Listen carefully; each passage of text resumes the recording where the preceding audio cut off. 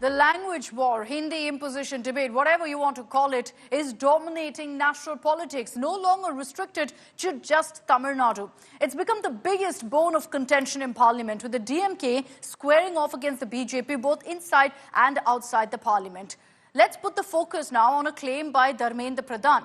He said this a few days ago, claiming that NEP was initially accepted by the Stalin government and then they did a U-turn. According to Mr. Pradhan, I will come to this in just a bit. According to Mr. Pradhan, the government first agreed to implement the PM Schools for Rising India, the PM-SHRI scheme, and then later backtracked. Listen first to what he said. आज विश्व क्या कह रहा है? इस बार 2024 को the impact of multilingualism on global education के बारे में चर्चा हो रही है। 2023 में multilingualism and job market in EU, ये चर्चा हो रही है। हम कहां फंसे हैं? क्या कोई अधिकार बात किसी के अधिकार हनने के लिए किसी को आहत करने के लिए भाषा को उपयोग करेंगे? कम से कम नरेंद्र मोदी जी की सरकार ये पाप न कभी किया है, न आने वाले दिनों में करेगा। All the schemes which are given to them.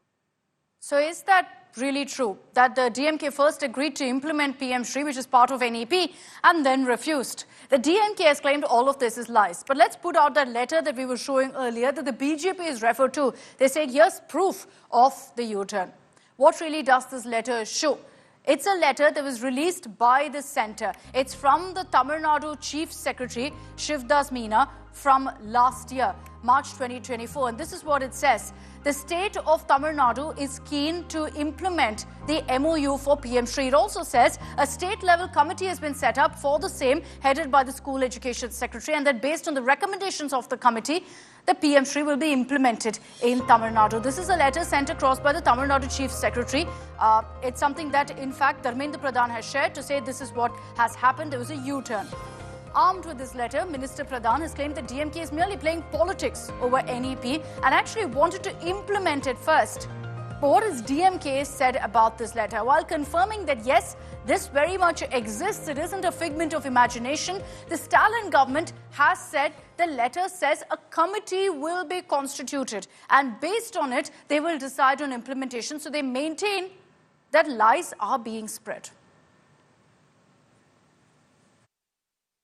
All the schemes which are given to Tamil Nadu are some charity, act of charity. Whereas the truth is, whatever funds which have to be allocated to us have not been allocated as yet. And moreover, whatever is being allocated according to her, I think any union government has to do it for the states. And moreover, it is from the funds, the taxes which the Tamil Nadu government pays. So Kanimuri there speaking about what Nirmala Sitharaman had said, saying that we deserve all the funds irrespective of whether we implement the NEP. I will get you what Nirmala Sitharaman said in just a bit. Udayanidhi Stalin has also spoken about having more babies amid this debate. Not over delimitation, but to ensure also that while you have more families, so population goes up, each of the children who are born, according to Udayanidhi, should get a Tamil name. So you see the lines are blurring over the issue of delimitation and on the issue of language. இப்போ தமிழ்நாட்டில் இருக்கக்கூடிய நாடாளுமன்ற எம்பிக்களுடைய தொகை 39. இந்த delimitation மட்டும் வந்துருச்சுன்னா 8 தொகுதி கம்மியாகி 31 தொகுதி ஆகிடும். தமிழ்நாட்டுடைய மக்கள் தொகை 7 கோடி. ஆனால் இந்த குடும்ப கட்டுப்பாடு சரியாக பண்ணாத, சரியான மக்கள்கிட்ட சரியாக விழிப்புணர்வு ஏற்படுத்தாத மாநிலங்கள் இதனால் பெனிஃபிட் அடைய போகிறாங்க. வட மாநிலங்கள் இருக்கக்கூடிய வட மாநிலங்கள்லாம் 100 தொகுதி வரைக்கும் இதனால பெறப்போகுது. தொகுதி கம்மியாக நமக்கான உரிமைகளை நாம பெற முடியாது. அதுக்காக தான் வந்திருக்கக்கூடிய மணமக்கள் கண்டிப்பாக அவங்களுக்கு தெரியும், எல்லாம் படித்தவங்களாம் இருப்பாங்க.